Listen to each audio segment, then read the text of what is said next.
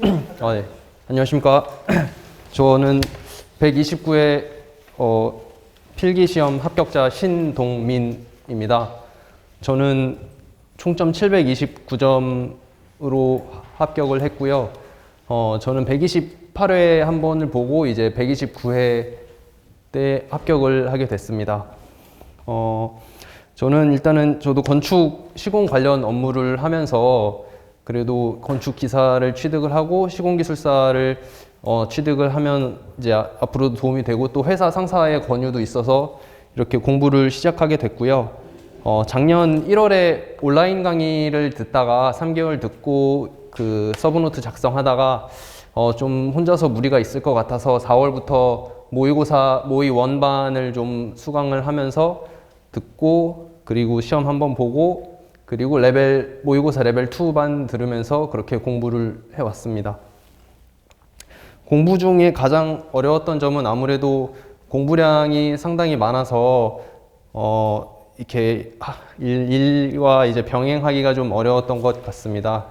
아무래도 서브노트를 하고 작성을 하는데 그게 외워도 이제 계속 까먹으니까 그게 가장 어려웠던 것 같아요. 그리고 저는 글씨체가 좀 많이 날림으로 쓴다는 이제 피드백을 많이 받아서 글씨체를 좀 고치는데 좀 개인적으로 어려움이 좀 있었습니다. 그리고 학원이 도움이 됐던 점, 그리고 모의고사에서 도움이 되었던 이야기는 저는 모의고사반 모의1을 2번 들었어요. 그러면서 가장 좋았던 점은 아무래도 첨삭 시간이 가장 많이 도움이 됐습니다. 그 교수님이 이제 한 명씩 첨삭을 해주시는데 그 첨삭하시면서 했던 멘트들 다 완전히 흡수해서 제 걸로 만들려고 노력을 했고 또 다른 분들 잘 쓰시는 분들에 대한 모범 답안을 항상 제 걸로 제 아이템화로 이렇게 제가 가져와서 제가 꼭 쓰려고 했고요. 그리고 매주 보는 장판지도 이제 솔직히 항상 까먹는데 까먹더라도 그 30분 동안 그냥 책 보면서 모르는 거 계속 외워가지고 그 30분 안에 그 장판지 그 단원은 꼭 외우고 가자라는 생각으로 그 장판지는 30분마다 좀 집중해서 그 오롯이 그 장판지 시간에 집중을 했고요. 그리고 용어 같은 경우에는 항상 쓰기가 좀 어려웠는데 항상 5번까지 꼭 쓰려고 했고요. 그리고 비교표를 좀 많이 넣으려고 했어요. 제가 12문제 중에 이번에 한 반 정도는 꼭 비교표는 넣고 끝내자라는 생각으로 한 6문제는 다 비교표를 한 줄이라도 꼭 잊어버리지 않고 비교표를 꼭 넣어가지고 그래도 좀 만족스러웠던 것 같습니다. 그리고 공종별 공통 아이템 같은 경우에는 저는 모의고사반에서 이렇게 그 서브노트로 작성했던 그냥 공통 아이템으로 썼습니다. 그 토공고사는 뭐 계측 같은 그림 항상 넣었고요. 그리고 철콩 같은 경우는 뭐 재배시라든지 뭐 피복 두께, 양생 시간 이렇게 저희 교재에 있는 기본적인 아이템만 이렇게 외워가지고 이거는 이런 게 나오면 이거라는 꼭 쓰고 나오자 이렇게 했고 특별히 차별화하고자 하진 않았고 기본적으로 배웠던 것만 잘 쓰고 오자 이렇게 꼭 생각을 했던 것 같고요. 그리고 답안 작성 시 나만의 폼 같은 경우에는 저는 그냥 서론, 뭐 개요, 뭐 머릿말 이렇게 이 정도로만 쓰고 특별한 폼을 가지고 쓰지는 않았던 것 같습니다. 그리고 고득점을 위한 노력은 좀 이쁘게 쓰려고 했어요. 아무래도 글씨체가 좀 좋지가 않아서 딱 채점자들이 볼 때 이쁘게 썼다 이렇게 느낄 정도로 항상 모의고사 볼 때 글씨체에 좀 신경을 많이 썼던 것 같습니다. 채점하기에 눈에 좀 잘 들어오게끔 썼던 것 같고 그림도 최대한 자로 또박또박 그래도 좀 성의 있게 많이 그리려고 노력했던 것 같고요. 그리고 예상문제 특강을 해주시는데 그 예상문제 특강에 있는 게 이제 용어 뭐 몇백 개 이렇게 해주시는데 거기에 있는 예상문제 특강에 있는 용어는 1번부터 4번까지 다 꼭 쓰고 나오자 이런 생각으로 그 특강에 있는 용어들은 완전히 암기를 하려고 노력을 좀 많이 했던 것 같고요.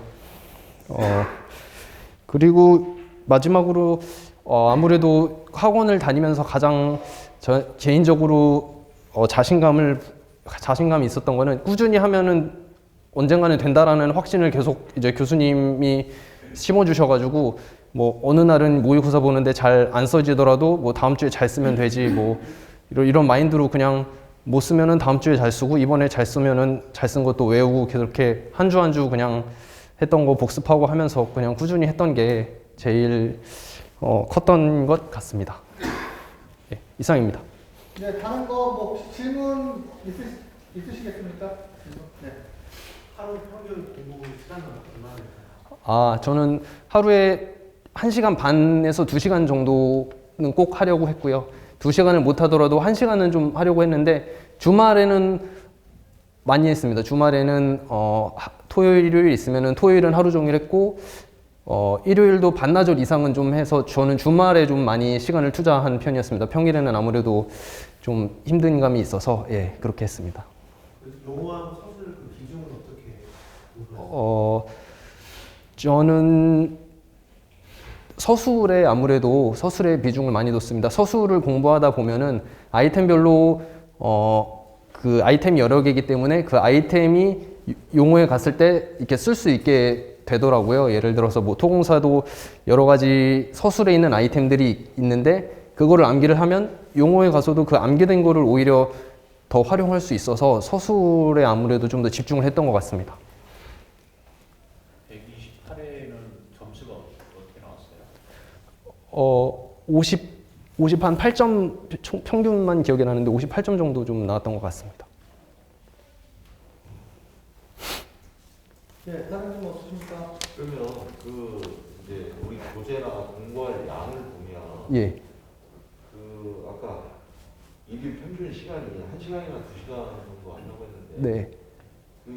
그 정도 시간 가지고 다 그 많은 양을 다 한 번씩은 다 볼 수 있나요? 예를 들어서 모의고사 원에 한 주에 한 10문제에서 15문제 되는데 그 한 주, 그 한 시간 동안 매일 그 15문제는 꼭 머릿속에 놓고 다음 주에 시험을 보자. 이런 생각으로 그 주에 있는 수업에 대한 공부량은 꼭 머릿속에 넣으려고 노력을 했고 그 외 나머지 부분들은 주말에 조금 시간을 낸다든지 아니면은 모의고사 강의가 완전히 끝나고 몇 주 동안의 시간이 있는데 그때 좀 집중을 해서 부족한 부분들을 좀 많이 채우려고 했던 것 같습니다.